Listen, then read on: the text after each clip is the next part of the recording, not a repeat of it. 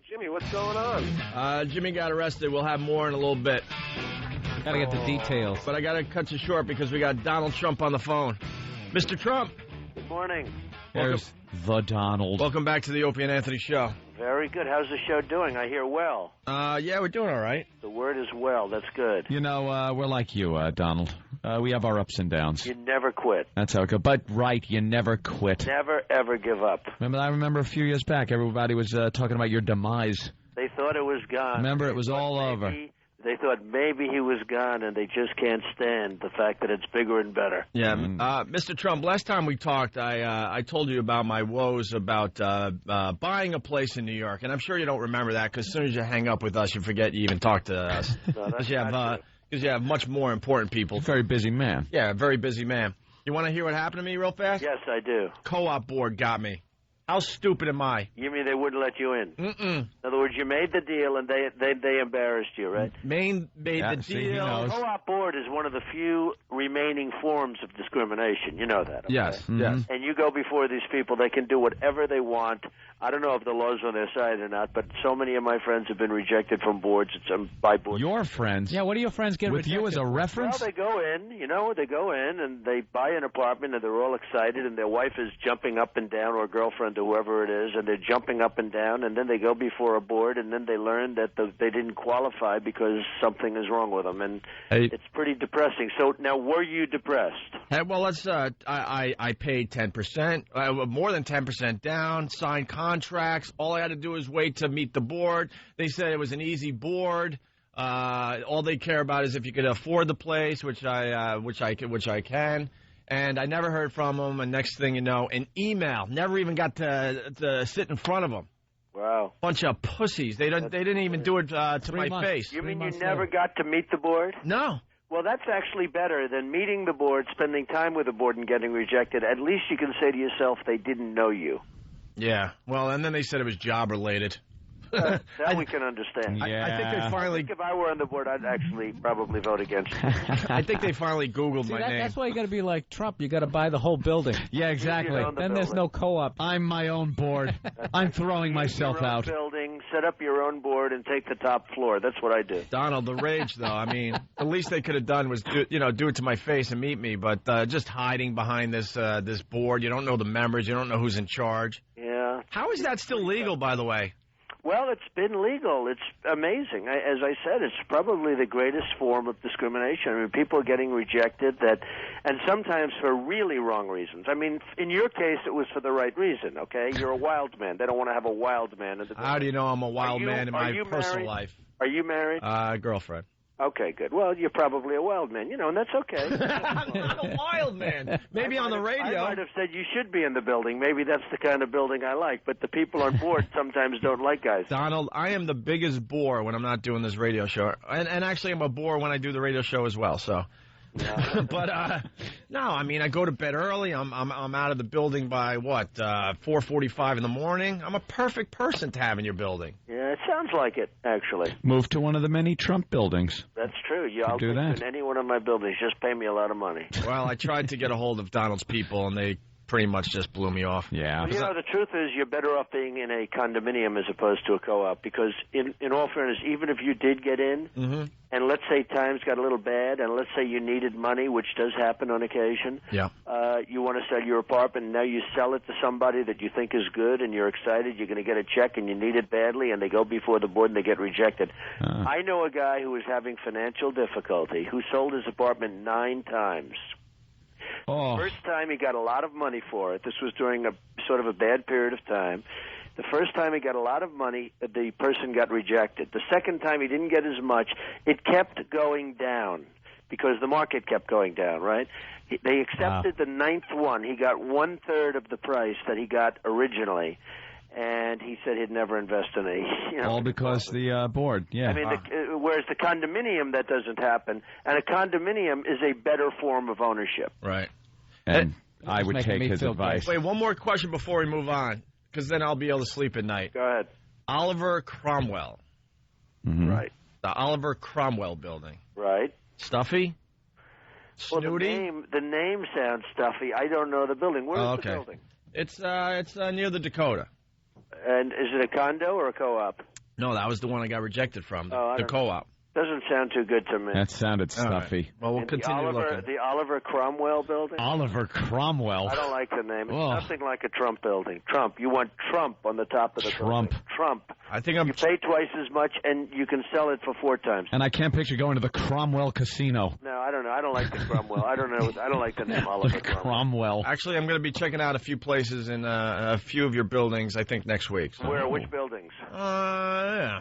Yeah, he doesn't want Near to the say. park. Okay. Well, you let me know, and if I can help you, I will. But I have great buildings. Seriously, That's what he said last time. So we finished the show, and I'm like, well, time to call Donald back. Well, how do you call building. Donald back? You don't. I have a great building, which is absolutely the best location, 59th and Park Avenue. Oh, that's which nice. is great. What location are you looking for? I heard that area's going down. Yeah, right. That's true. Actually, I think I might be looking at one in that building as well. Yeah, that's a great building. I'm all over the place. Great people living in that building, and the board, which is me, will not reject you. Oh, look at that. Wouldn't that be fun? You could sit in front of the big table, and he goes, "You're rejected." I could do that, actually, if I wanted, but I tend not to. And he has his assistant do it. Yeah. Jimmy lives in the same building as your son. Oh, really? Oh, that's good. On the west side. He is, and very, very happy with that building. That's a great building. Great views, great everything. I've looked in there as well. The fact is, I build great buildings. What I do best is I build. I speak about this on occasion. I mean, people show up for the Learning Annex and by the thousands. But what I really do best is I'm a builder. That's when I see you strap on the tool belt and get the hammer and the sawzall, and I see you up there building. I like building things, and that's what I like doing best, but that's also what I do best. And when you say that you're in one of my buildings on the west side, I mean, they're really well-built buildings. They're great buildings, and they've been very successful, and everyone loves them. They absolutely Is it true you're going to be a grandfather? Yeah, it's a little bit, it's both very happy, but the concept of being called Grandpa doesn't play for me somehow. Yeah, it's got to be one of those milestones, one of those landmarks that you don't really... Yeah, that's like, turning a certain age or whatever. Yeah. Grandpa. But I'm happy because, Don's a great guy, and he's got a wonderful wife, and I'm sure it'll be a wonderful grandchild. But, I just don't want him to call me Grandpa. And I bet you still haven't changed the diaper. I have not. I love that about him. In fact, the baby is in the next room. Melania is right now changing a diaper, probably 40 feet away from me. And no, I have not changed the diaper yet. And not because I wouldn't. She really doesn't want me to. She wants to do it. She wants to make sure everything's But Donald, you're a builder. You don't change. Yeah, you don't change. What's this? Builds buildings. I don't change diapers. I build. That's right. Donald, exactly. what's the scenario where you would actually change a diaper? What would have to happen for you? If gold came out of the baby, right? He would change diapers. Let's see. What would be the scenario? I guess the baby is screaming. Yeah. Like crazily for days. For days, okay? eh? A big build-up. Yeah. For days, and Melania was someplace where I couldn't find her for weeks. See, that's what we love about Donald Trump. He's just a very honest guy. Yeah. He's not going to sugarcoat it. That's what it is. He can't be bothered with that stuff. Not going to change diapers. I would actually do it. But, honestly, she is the type, I have a lot of friends. They're big people. They change diapers. I'm married to a woman you laugh who really at her. doesn't want me to do that. I mean, she doesn't feel it's my deal. Mm-hmm. And I appreciate that, and she happens to be right, by the way. But, but she understands that that's what she wants to do, and that's what she does. Yeah. Do you ever shove it in her face like, look, I'll change the diaper, and you make this big deal that I'm doing right now? Well, that's all you have to do. Hey, she might do better than I do. Who knows? Yeah. That would be a nice change. Yeah, right on. Now, you're telling people how to become millionaires? Is that what you're doing? Well, I'm speaking at the Learning Annex, which is an amazing institution, on Sunday, and I speak at about 6 o'clock on Sunday night, and we have literally tens of thousands of people going to be there. It's going to be an amazing evening. And this sounds pretty good because a lot of times these things cost a lot of money to get into, to get that kind of expert information. Right. Well, we do a lot of good things at the Learning Annex, and we have a lot of other speakers, but I'm the big guy in terms of the crowds and everything else, and we have an amazing period of time. It goes on about 6 o'clock on Sunday, and it is an amazing thing that takes place. And, from your show standpoint, I will tell you, lots of guys and girls go to meet people. It becomes like a mixer. Yeah. I see it all the time where they walk out with a guy, and they walk out with people that want to be successful, so that's not so bad, right? Oh, because that's why they're there, yeah. They're all there to be successful. Are you saying so that people are also going for chicks? Yes. What's going on down there, Donald? And girls are going gold diggers. This Federline who married Britney Spears before after me, and I was knocking the hell out of him. And then I read someplace that his all-time hero is Donald Trump. And the next time I was asked about Kevin Federline, I said he's a fantastic guy, wonderful. He made a great investment. I said, I don't know why he married her. It was a terrible decision on his behalf. He could have done much better. So it's one of those things. So, when people like you, you tend to like them, right? Absolutely. Yeah, sure. All right, so what's the big plug here for the Learning Annex? Well, the big plug is that you're going to go, you're going to learn, you're going to have a lot of fun, and you really are. I mean, people... I thought it got canceled. What got canceled? The Learning Annex. Well, do me a favor. Let me know. I'm in Florida. I won't come back. Bill. No, we're thinking. I guess they're going to have over 50,000 people. It's going to be phenomenal. So I think it's going to really be an amazing evening. I hope it is. The Javits Center.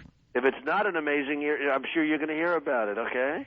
Very good. Now, if you go, you might even learn how to buy an apartment. Yeah, See? That would be nice. Maybe I should do that. Should go. And then I'll try to walk up and say hi to Donald Trump personally, and then I'll be probably tased. Escorted from... Well, if you go, you'll go as my guest. All right. I'll tell you about no co-ops, only condominiums.